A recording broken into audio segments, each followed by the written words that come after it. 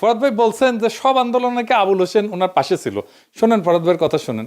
আবুল সরকার প্রত্যেকটা আন্দোলনের সঙ্গে প্রথম থেকে আমাদের সঙ্গে যুক্ত।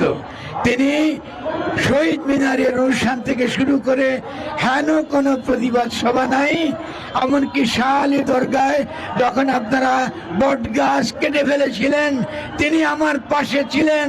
আমরা ফরহাদ ভাই আপনার কথা বিশ্বাস করি, কিন্তু আপনার পাশে আপনি ফরহাদ ভাই একজন ফ্যাসিবাদের দালালকে, হাসিনা মুজিব পূজারীকে কিভাবে জায়গা দিলেন?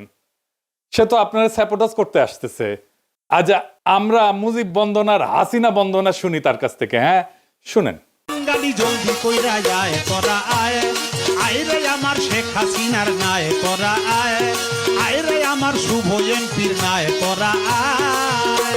ওই ইতিহাসের রাখাল রাজা, ইতিহাসের রাখাল রাজা বঙ্গবন্ধু